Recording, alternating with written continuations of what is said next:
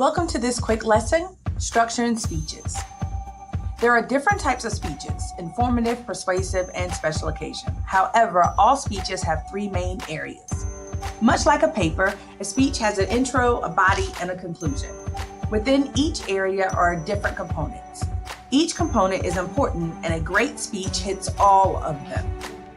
Let's start with the intro. In previous videos, I've explained the basics to a speech. In both your outline and in the actual delivery of your speech, an introduction has the following components, and they should be outlined and delivered in this order. First, the attention getter. This is where you grab their initial attention. Start with a quote, a statistic, a joke, if you're actually funny. Whatever it is, make sure that it is good and relevant to the overall topic. Please do not start your speech off with, "Today I will be speaking to you about." This definitely won't grab anyone's attention.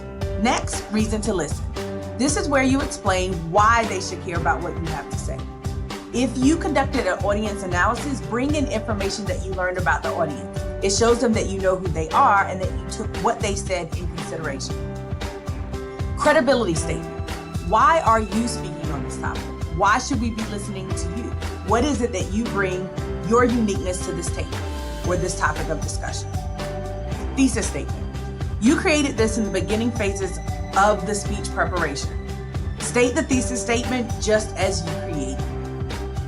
Next, you have your preview of main points.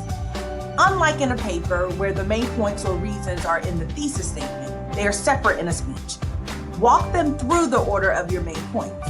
For example, you would say something like, "First, I will be talking to you about this. Next, I will explain this," and so forth. It helps them understand where the speech is going. Remember, they are listening to you, not reading it. Lastly, a transition. Now, transition into the first main point. Utilize transitional words or phrases. In communications, these are also referred to as signal posts.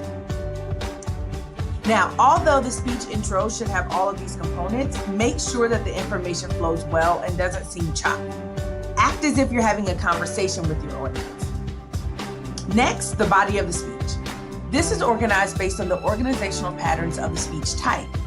How many main points and subpoints that you have is based on the type of information and the type of information that you are providing. For more details on this, check out the quick lesson videos for organizing informative speeches and organizing persuasive speeches. Lastly, the conclusion. The conclusion is very similar to the introduction. First, you signal to close. Again, this is a transition phrase or word that lets them know that your speech is coming to an end. And please, let's avoid using "in conclusion." Let's go for something a bit more elevated. Review the main points.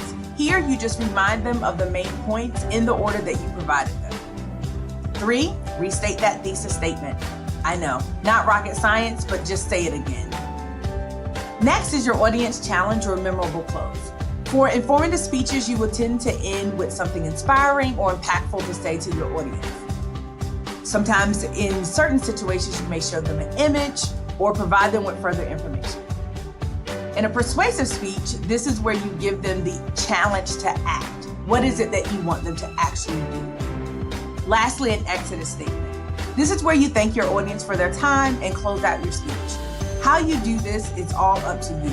Your personality, your speech topic, and even your audience. Now you have the basic structure of building a speech. Remember, there are 3 main areas: intro, body, and conclusion. Be sure to address each of the components, but make sure that it's fluid.